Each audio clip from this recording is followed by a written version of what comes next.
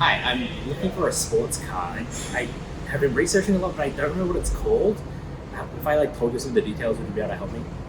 Oh, yeah, sure thing. Tell me what you know about it, and I'll get you in it right away. Yeah, so it's a two-door, mid-engine sports car, and I think it's from Honda. Yes, I know exactly what it is. Come. This sports car? I've seen the size of it. It's a boat. It doesn't even have a turbo. Oh, that's it. Oh, baby. 63 horsepower, turbocharged, nearly 50-50 weight distribution. Now this is a sports car, not that boat in there. I have to drive it. This is my favorite car I've ever driven. I genuinely think this is my favorite car I've ever driven. You only get this car to have fun. There is no other reason to buy this car. So, the last car VansWest was kind enough to loan me was an enormous 12-cylinder luxury executive sedan with massage seats and a TV.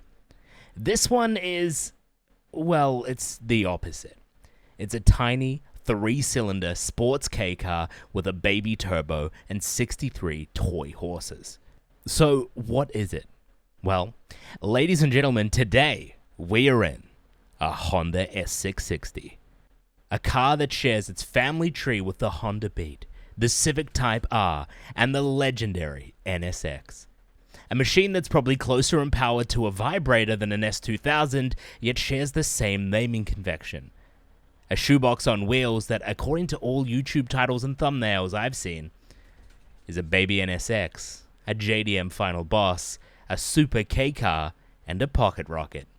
So today I'm going to take it for a drive and see if any of that noise is true. Now, this may be considered a sports car with its mid-engine and its near 50-50 weight distribution, but as a K sports car, it's more at home weaving through traffic in the city than it is weaving through other sports cars on the track, unless the track is for go-karts. I think it's important to think about that when reviewing this car. This car is not meant to be your traditional sports car that's going to be racing around the track. It's going to be a sports car that's racing around the streets, weaving through traffic, having a blast as you go on your daily commute to your job in central Tokyo. And with this Liberty Walk kit and bright blue paint, it's meant to turn some heads on the way there. And if you aren't in Japan, it's definitely going to turn some heads, because this thing is tiny. It makes anything else on the road look enormous. I don't care if it's a Mazda Miata or your micro penis. Anything looks frankly gargantuan next to this car. Speaking of Liberty Walk, I love wide-body cars. I always have.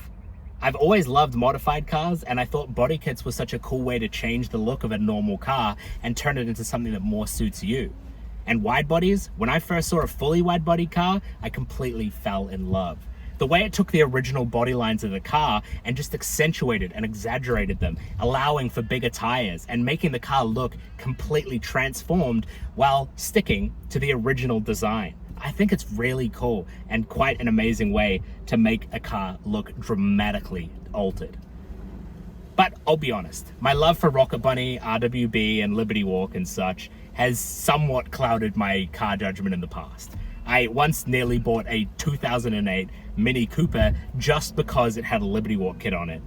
And let's be fair, a Mini Cooper with a wide body kit may have been fun. It was probably a great zippy car and it would have been a great time, but it didn't look great. And, you know, that's at the end of the day, a pretty important part of a car. Speaking of questionable Liberty Walk kits, I'm very curious to see what you guys think of this Liberty Walk S660. I will say, I am a sucker for Liberty Walk, but in person, this car looks incredible. The wide body kit works so well, and it accentuates the car in such a great way. I just think that this car looks like nothing else on the road. Well, I guess now is a good time to show you the exterior and talk about the exterior bodywork. The car has an incredible presence to it. For something so little, it just demands attention and drama. The flares just flowing off the panels, widening it and allowing for these sick, deep dish wheels and tires. The wheels are so nice, and the fitment is pretty clean and makes the car still super usable. I'm surprised that it drives so nicely. I do think that the body kit is honestly pretty tame for a wide body, in a good way. It doesn't have a big wing, some crazy splitters, or canards. It's just tame. It has this lovely ducktail spoiler that flows off the original body lines and looks really good. The stickers that wrap the car look incredible, and the twin exit mid exhaust just looks really, really good. We have these beautiful, chunky, meaty tires that just explode out of the wear well and look so damn good. I've always been a massive fan of, being able to see the meaty tires that you have.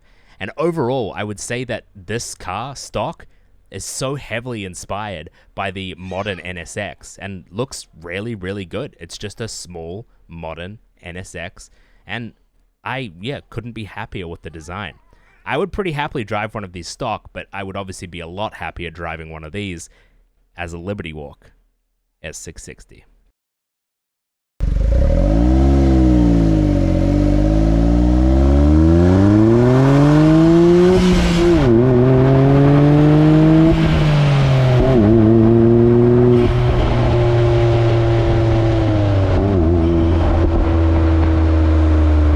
Let's talk about the other elephant in the room. Why is this car so damn small? When thinking of Japanese car culture, two things come to mind for me: heavy modification and tiny cars. This Liberty Walk S660 is a combination of both. For the uninitiated, in Japan, over 30% of the cars on the road are tiny little vehicles known as K cars. So these micro cars are essentially the smallest highway legal passenger cars you can get. And I know what you may be thinking, I know what a small car is, there's small cars in my country. But unless you live in Japan, any small car that comes to mind when you think of a small car is nothing compared to a K car.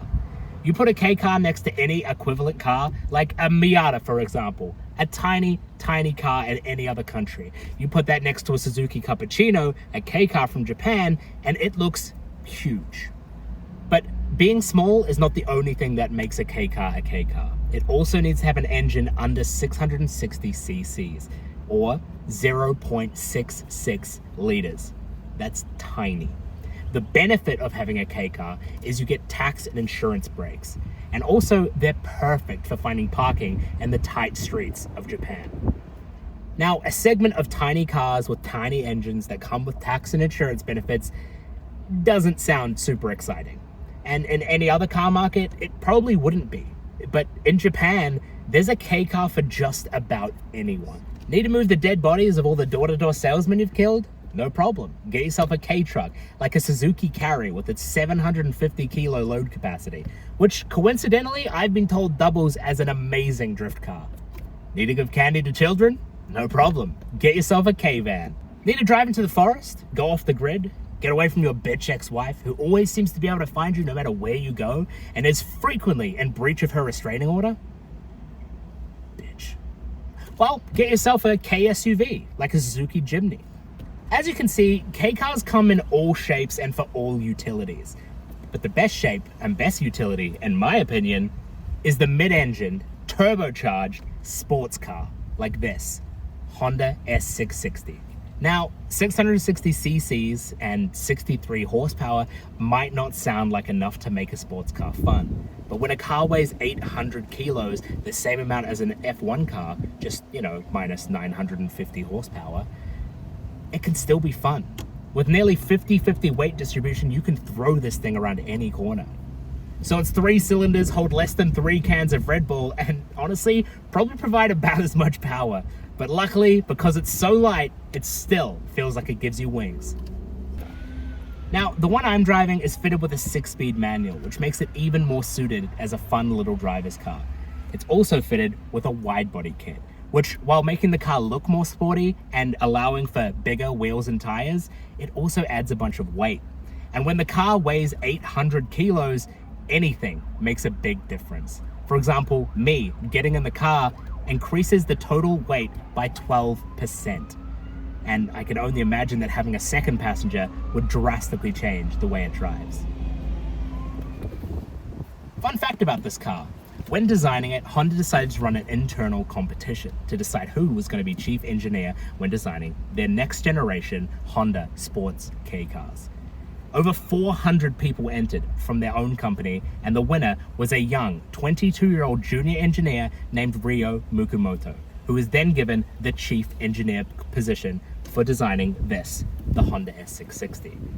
Now, I think it's really cool that they ran a competition and gave someone so young and with so little experience the opportunity to be in charge of such an awesome project. It really shows that, Honda is trying to tap into the young market. Unfortunately, it didn't really tap into the young market because, spoiler alert, they sold primarily to people over 40. So now you know why this car exists, and maybe you're even interested in getting one. Well, unfortunately, due to safety regulations in other countries, these were only ever sold in Japan. So if you want one, you're gonna have to import it. Luckily for you, the lovely people over at VansWest import them regularly. And they even have some in stock right now, including this absolute machine.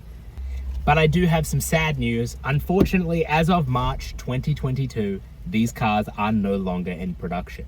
Maybe it's because of the increasing pressures for cars to be going all electric, or maybe it's because this car was built to try and appeal to young people. And unfortunately, the only people that were buying them were people over 40. Maybe it's because this car just doesn't have much power, or maybe it's because there's no space for school supplies or anything. But whatever it is, young people just weren't buying them.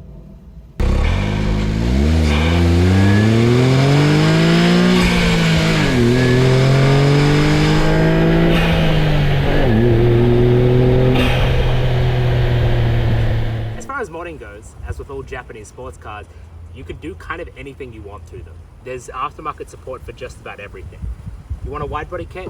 There's plenty. You want a standard body kit? There's plenty. You want a turbo kit? It is obscenely easy to find a turbo kit. You can find coilovers, turbos, superchargers. You can find anything that you could ever want to put on a car for these cars. And it's great. But even a simple tune can almost double the power, is what I've heard from a YouTube comment on a video. But they said that a Honda engineer has come out and said that these are restricted from the factory to 63 horsepower to keep them within the K-car regulations. So taking off that restriction can almost double the horsepower, which is pretty crazy. Put some nice wheels on it, have some good fitment, maybe a wide body kit, and these things look insane. A lot of people have been putting motorcycle exhausts on them. I am not a fan personally, they sound too much like motorbikes. But with the size, I reckon you could even swap a superbike engine and turn this thing into a little like indie race car. It'd be pretty crazy, but yeah, that's what you can do to mod them. Pretty much whatever you like. So let's talk interior. I actually think the interior on this, considering this car sold in Japan brand new for $20,000. I think the interior on this is sick. I think it's very sporty. It's modern feeling. This feels, I don't know if this is real or fake leather, but it feels great. We got some real or fake carbon fiber. I don't know. The gauge cluster looks really nice. Big bright red start-stop button, as you like to see. I love this. I don't know if this is the aftermarket or not, but this big metal gear selector is so satisfying. It looks like either Alcantara or something here on the door panels and on the seats. The seats are comfortable. They hug you well. It's got a decent infotainment system. It's pretty good, really. I really can't complain. Look, it is plastic in a lot of places. And honestly, it's obviously very tight because it's so small. But like, it works. I feel like it's leather and nice and fancy in the places that are important and plastic in the places that aren't. And guess what, supercar owners? It actually has a fucking cup holder even though it's so small. You can put a cup in here. That's epic. Or, if you're like me, bro, you can go down and get your fucking kebab, stick it in there, kebab holder all the time. Maybe some chips, I don't know, HSP on the seat. Everything's all good, bro. Very good, eh? Top notch. So let's talk about the problem with this car. This is all your storage. The cabin. There's no like slots for anything. There's no storage places anywhere. There's your engine. That's full of your roof. There's nowhere to put anything. So as far as practicality goes, it is horrifically impractical. Unless like your workplace doesn't require you to bring anything to work. But you know, a two-seater Roadster is already impractical, and when you add the fact that it has no storage, it's just infinitely more impractical. But it does look sick, and it is incredibly fun to drive, and I would daily it.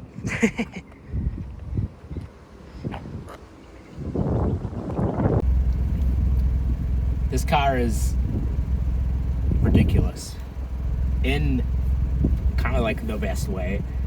It is pure, just, it is what it is. It is sports car, which is funny. Like, it's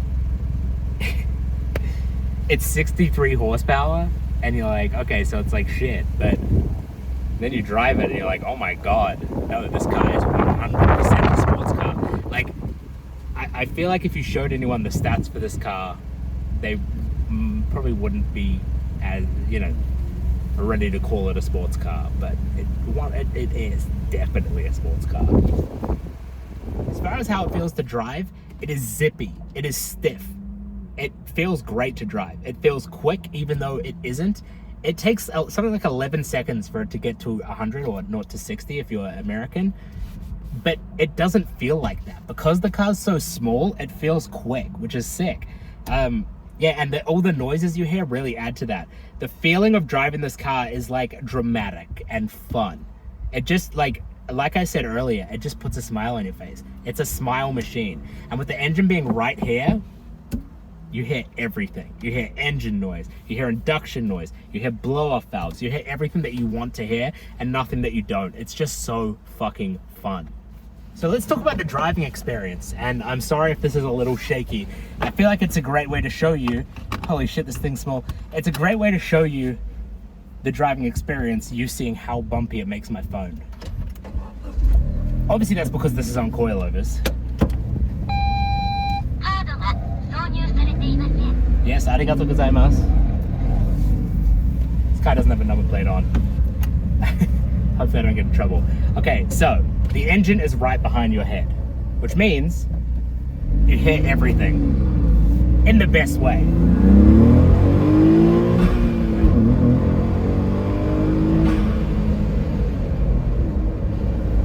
Oh, it's so fun. It's just loud and it's just very vocal. It sprays at you with its turbo sound. It grunts at you with its engine sound. And because it's so small and so zippy, it just feels so fucking fast, even though it's not.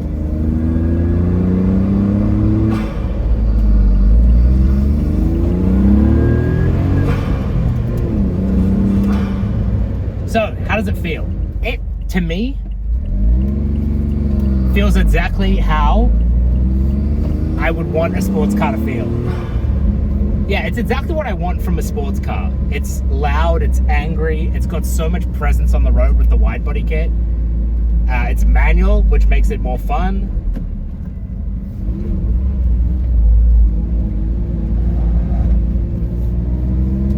And to be honest,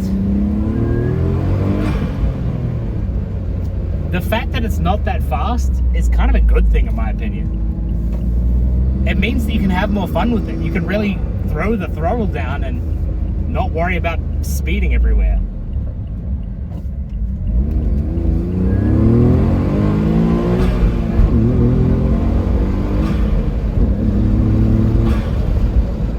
I do think this one must be tuned.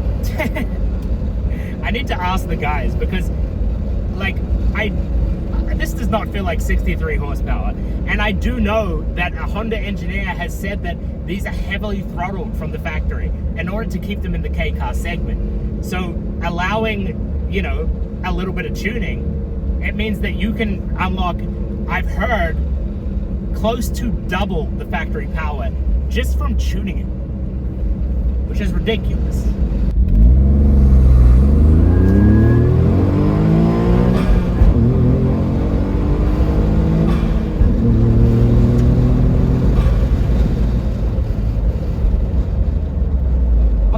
You know what? I don't know if this is tuned. It does take quite a while to get to 100. That rip just there was not at 100. That got up to about 70. But it feels fast. It's weird. I mean, I guess it's just because it's so small. The shifter feels great. It's nice and like short throw. It's not too, you don't have to work too hard to get it into gear. Look at how much I'm jumping right now. This car is so jittery.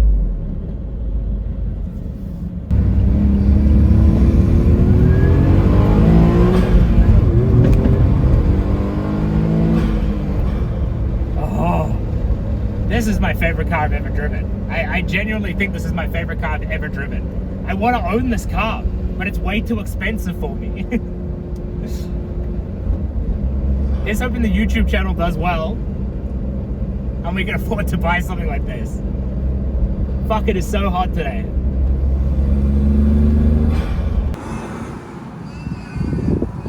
So, what do I think of this car?